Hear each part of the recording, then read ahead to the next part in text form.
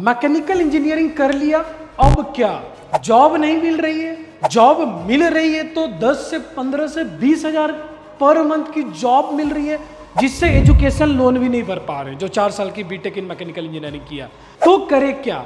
यह एक major concern बनी हुई है। तो आज एक मैं ऐसी फील्ड लेकर आया हूं जहां पर मैकेनिकल इंजीनियरिंग स्टूडेंट के लिए जैकपॉट है, जहां पर आप अपनी मेहनत से अपनी दम पर लाखों रुपए की महीने कमा सकते हैं, एक above average, below average and एक एक्सीलेंट स्टूडेंट, ये सभी कैटेगरी के स्टूडेंट्स के लिए फील्ड है।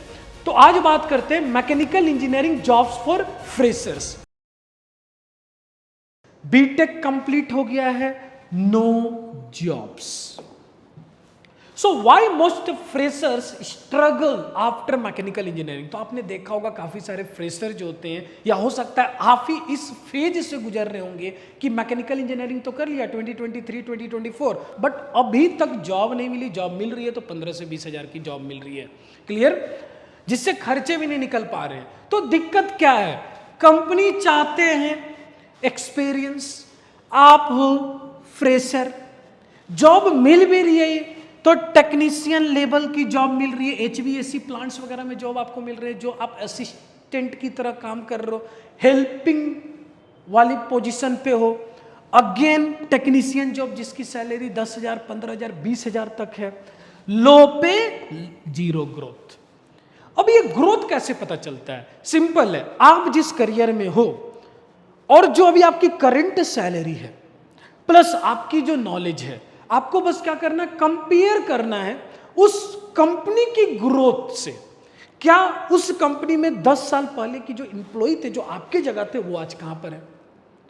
मैक्स टू मैक्स वाले लोग कहां पर है एंड मिनिमम से मिनिमम स्किल वाले लोग कहां हैं 10 साल के बाद? इस तरीके से आपको कंपैरिजन करना है। तो जहां तक मैं समझ पा रहा हूं, टेक्नीशियन लेवल से अगर आप जॉब स्टार्ट करते हो तो 8 से 10 साल के बाद भी आपकी सैलरी मैक्स टू मैक्स कितनी खींचेगी? वो होगी 1 लाख पर मंथ, उससे ज्यादा नहीं जा सकता। ये भी मैं 1000 में से 5 लोगों की बात कर रहा हूं, क्लियर? तो ये प्रॉब्लम्स है। अब कुछ करियर ऑप्शंस के बारे में बात करते हैं। क्या क्या ऑप्शंस है मैकेनिकल इंजीनियरिंग स्टूडेंट्स के लिए? टॉप 5 ऑप्शन अवेलेबल हैं। तो इसमें नंबर 1 है core mechanical jobs. Core mechanical jobs mean manufacturing में आप गए हो, प्रोडक्शन में गए हो, मैकेनिकल प्रोडक्शन इंजीनियरिंग कर लिया, प्रोडक्शन सेक्टर में गए हो, मैन्युफैक्चरिंग सेक्टर में गए हो, कहीं ना कहीं पूरी कोर रिलेटेड जॉब्स में हो। एंड आपको पता है कि नाउ अडेज कैंपस प्लेसमेंट की हालत कैसी है। पूरे mechanical engineering student IT sector के लिए कैंपस प्लेसमेंट में बैठ रहे हैं। ऑलरेडी आईटी सेक्टर फ्लडेड हो रही है सीएस एंड आईटी स्टूडेंट से। Core mechanical jobs. Number 2 design engineers. अब यहां पर आपकी आती है सेल्फ। आप कितने ज्यादा सेल्फ मोटिवेटेड हो डिजाइन सेक्टर में, 100% इसमें अच्छा खासा पैसा है, लेकिन आपको नॉलेज एक एक्सट्रीम लेवल तक नॉलेज ले जाना होगा। आपकी एक्सपीरियंस यहां पर मैटर करेगी। आप जितनी ज्यादा एक्सपीरियंस होंगे उतने पैसे आप बना सकते हो, लेकिन यहां पर एडवांस टेक्नोलॉजी आपको सीखनी होगी। यहां पर CAD, SolidWorks, AutoCAD जैसे आपकी नॉलेज होनी चाहिए, जिसकी कंपटीशन एक अलग लेवल पे है, इसमें भी कोई डाउट नहीं है। अब बात करते हैं गवर्नमेंट जॉब्स। भाई किसको नहीं पसंद है गवर्नमेंट जॉब? अगर गवर्नमेंट जॉब आसानी से मिल जाए तो हर कोई गवर्नमेंट जॉब्स ले। यस, मैं मानता हूं ये सिक्योर है, बट टफ कंपटीशन। अब एक मैकेनिकल इंजीनियर गवर्नमेंट जॉब्स में कैसे जा सकता है? तो भाई बिल्कुल जा सकता है। एक तो यूनिवर्सल एग्जाम्स होते हैं, यूपीएससी की आप तैयारी कर सकते हो,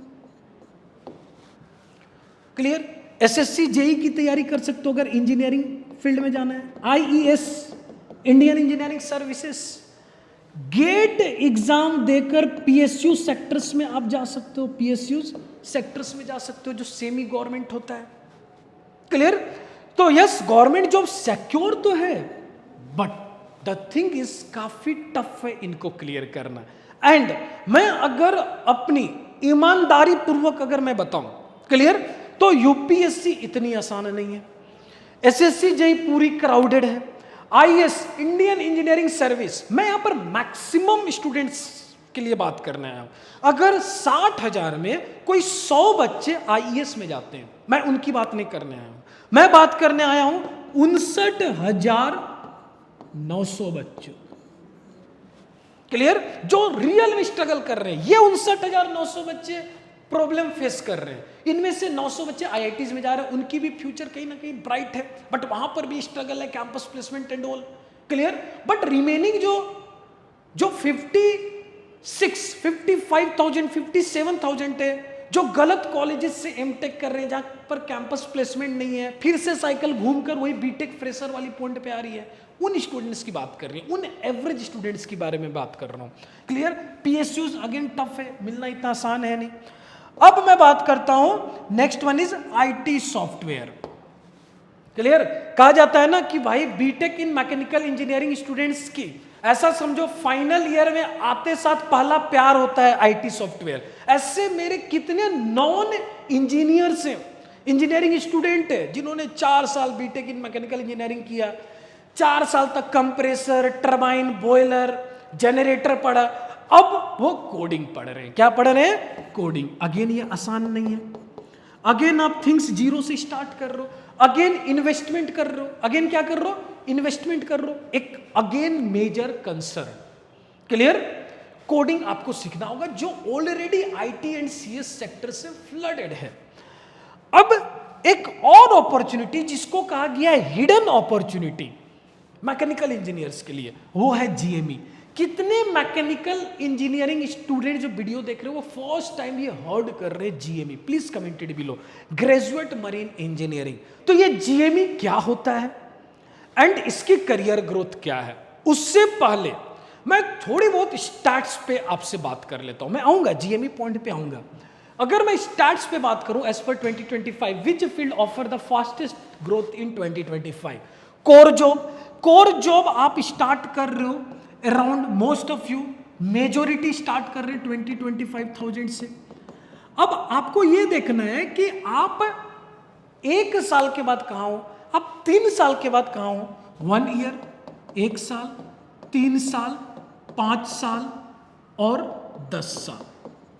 तो जहां तक मेरी नॉलेज है, अगर आपकी स्टार्टिंग सैलरी 20,000 है तो 1 साल के बाद बहुत ज्यादा सैलरी में वेरिएशन आने वाला नहीं है, आप इंटर्नशिप कंप्लीट ही कर रहे होगे।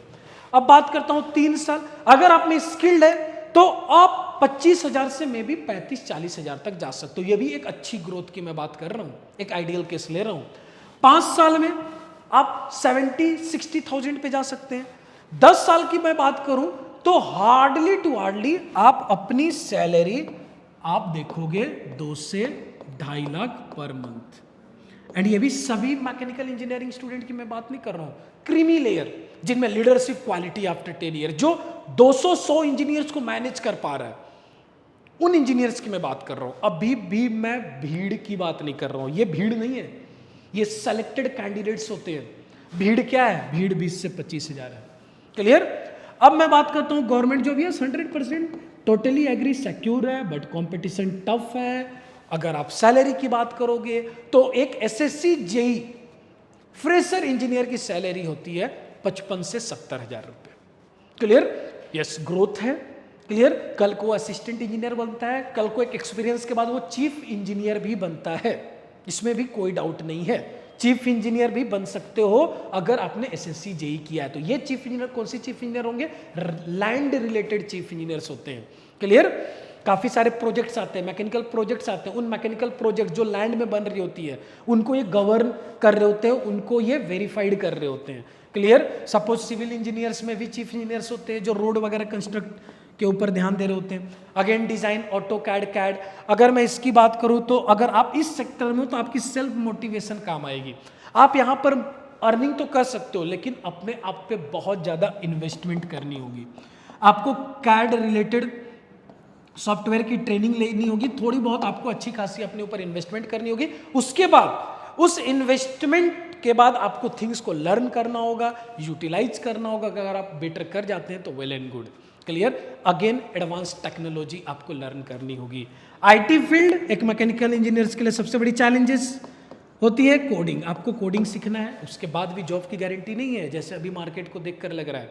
ऑलरेडी मैं ऐसे नॉन पर्सन को जानता हूं जो ऑलरेडी आईटी करके स्ट्रगल कर रहा है, ऐसे मेरे खानदान में ही है, रिलेटिव में ही है, ऐसे मेरे छोटे भाई बहन ही हैं जिन्होंने आईटी कंप्लीट कर लिया, इंजीनियरिंग कर लिया, बट अभी तक जॉब नहीं मिला। तो मार्केट पूरी फ्लडेड है इसकी। क्लियर। अब बात करता हूं जीएमई। अब मैं बोलूंगा जीएमई भाई 1 साल में इसकी कितनी सैलरी होगी, 1 ईयर में कितनी सैलरी होगी, 5 साल में कितनी सैलरी होगी, 10 साल में कितनी सैलरी होगी। तो अगर 1 साल की अगर मैं बात करूं, 1 ईयर की अगर सैलरी बात करूं, तो जीएमई की सैलरी, एक ट्रेनी मरीन इंजीनियर की सैलरी होती है 50 से 75 हजार। 5 साल में इसकी सैलरी जाती है अराउंड 4 से 5 लाख पर मंथ। 10 साल में इसकी सैलरी जाती है 8 से 16 लाख रुपए पर मंथ, 8 से 16 लाख पर मंथ। ये रियलिटी है। अब ये जीएमई है क्या भाई? सर सैलरी तो सुनकर मजा आ गया, क्या सच में है या जस्ट सर व्यूज बढ़ाने के लिए, सब्सक्राइबर के लिए आप ये थिंग्स बोल रहे हो? तो आप गूगल में सर्च कर सकते हो, आप हजारों वीडियोस देख सकते हो। एक चीफ इंजीनियर, मर्चेंट नेवी में चीफ इंजीनियर की सैलरी 8 से 16 लाख पर मंथ होती है। क्लियर। एंड ये चीफ इंजीनियर एसएससी जेई जैसी हार्ड एग्जाम्स देकर आपको नहीं जाना है, क्राउडेड वे में नहीं जाना है। यहां पर प्रोमोशनल एग्जाम्स एंड ओरल होती है जिसकी पासिंग परसेंट 100% होती है, बट ये टाइम टेकिंग होती है। कोई 8 महीने में क्लियर कर पाता है, कोई एक स्पेसिफिक एग्जाम्स कोई 6 महीने में क्लियर कर पाता है, इस तरीके की चीजें होती हैं। क्लियर। तो अब मैं बात करूंगा हाउ टू प्रिपेयर, जीएमई की प्रिपरेशन कैसे करनी है। अब always remember, BTech in mechanical engineering करने के बाद आपको 1 साल की जीएमई कोर्स करनी है, बट जीएमई कोर्स करने से पहले आपको स्पॉन्सरशिप एग्जाम्स एंड इंटरव्यू के लिए अप्लाई करना है। Sponsorship exams and interview, various companies के स्पॉन्सरशिप एग्जाम्स एंड इंटरव्यू होते हैं। उन स्पॉन्सरशिप एग्जाम्स एंड इंटरव्यू को अप्लाई करना है, रिटर्न एग्जाम्स देना है। रिटर्न एग्जाम्स देने के बाद आप इंटरव्यू दोगे, इंटरव्यू क्वालिफाई होने के बाद आपको कंपनी स्पॉन्सरशिप देगी।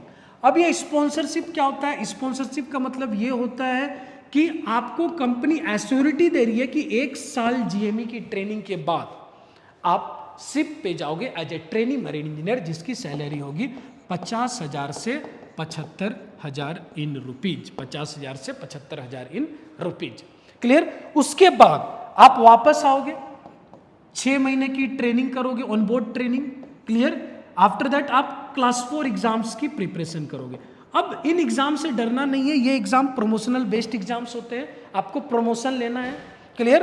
तो आप 4th इंजीनियर बन के जाते हो जिसकी सैलरी, स्टार्टिंग सैलरी 2 लाख होते हैं। तो ये एग्जाम्स को क्लियर करने में, सी पासिंग रेट तो 100%, इसमें कोई डाउट नहीं है, बट इस एग्जाम को क्लियर करने में लगभग 6 से 10 मंथ लगते हैं। क्लियर। उसके बाद आप एमईओ क्लास 4 एग्जाम्स के बाद आप सेलिंग करोगे। आप क्या करोगे? सेलिंग करोगे। आफ्टर दैट आप MEO class 2 exams and orals दे सकते हो सेकेंड इंजीनियर बनने के लिए। क्लियर। उनकी सैलरी 6 से 8 लाख, 5 लाख पर मंथ होती है। आफ्टर दैट आप एमईओ क्लास 1 दे सकते हो, चीफ इंजीनियर तक आप जा सकते हो। And believe me, trust me, ऐसा सुनने में लग रहा है चीफ इंजीनियर, बट अगर आप डटे रहे ना इस फील्ड में तो आप चीफ इंजीनियर बन सकते हैं। बस आपको पेशेंस रखना है, एग्जाम्स एंड ओरल्स क्लियर करते जाना है। तो सबसे पहले आपको फोकस करना होगा जीएमई। अब जीएमई की प्रिपरेशन के लिए, क्लियर, अगर मैं बात करूं जीएमई की प्रिपरेशन के लिए आपको मैकेनिकल में आपकी पकड़ होनी चाहिए। मैकेनिकल मतलब जो आपने मैकेनिकल इंजीनियरिंग में जो आपकी मैकेनिकल सब्जेक्ट्स थी, like boiler, compressor, IC engines, ये जो सब्जेक्ट थी, इनको बेहतर तरीके से रिवीजन करना है। मतलब जीएमई क्लियर करने के लिए रिटर्न प्लस इंटरव्यू में ये आपकी सिलेबस होंगे। नाउअडेज काफी क्वेश्चंस मरीन इंजीनियरिंग रिलेटेड से ही क्वेश्चन पूछे जाते हैं। बेसिकली आप मरीन इंजीनियर बन रहे हो तो जहाज में किस तरह के मशीन्स होते हैं, उन मशीन्स की ऑपरेशंस क्या होती है, वर्किंग प्रिंसिपल क्या होते हैं, वो कंप्लीट आपको जानकारी होनी चाहिए। नाउ कुछ क्वेश्चंस आपको इलेक्ट्रिकल्स से पूछे जाएंगे। अगर मैकेनिकल इंजीनियर्स को मैं बोलूँ इलेक्ट्रिकल्स पढ़ने को, तो मैकेनिकल इंजीनियर्स लाइक यार इलेक्ट्रिकल भी अब पढ़ना होगा। यस, यहाँ पर आपको इलेक्ट्रिकल्स भी पढ़ना होगा, बेसिक्स इलेक्ट्रिकल की आपको जानकारी होनी चाहिए। रिटर्न के लिए आपको एप्टीट्यूड एंड रीजनिंग काफी हेल्पफुल होने वाली है। Apti and reasoning part for written exams, right. And don't worry, इनकी level up to class 10th वाली अर्थमेटिक एप्टीट्यूड एंड रीजनिंग की लेवल होती है, ट्रस्ट मी। क्लियर। अब नाउ उसके बाद आपको कम्युनिकेशन पे फोकस रखना है, स्पीकिंग इंग्लिश पे आपको फोकस रखना है। तो ये प्रिपरेशन सर जी कैसे होगा, इसकी प्रिपरेशन कैसे करें? तो इसकी प्रिपरेशन के लिए आप SMBD मरीन एकेडमी की यूट्यूब चैनल विजिट कर सकते हैं। सबसे पहले आपको यह पता होना चाहिए कि जो आप प्रिपरेशन करने जा रहे हो GME की, वो है क्या।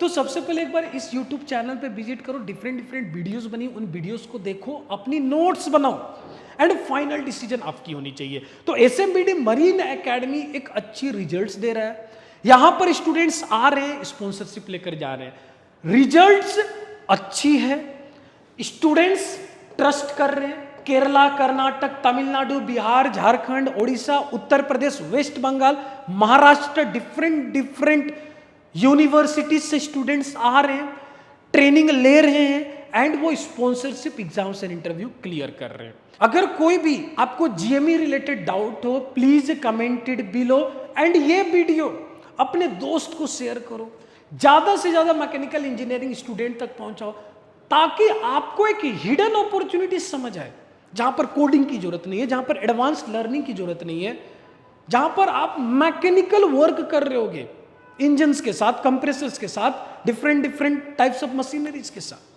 कोई भी डाउट है नीचे कमेंट बॉक्स में कमेंट करें। कोई भी एडिशनल अगर कुछ क्वेश्चन पूछना हो तो आप हमारी टीम की भी हेल्प ले सकते हैं, नीचे दिए गए नंबर पे आप कॉल्स करें। Wish you all the best, thank you.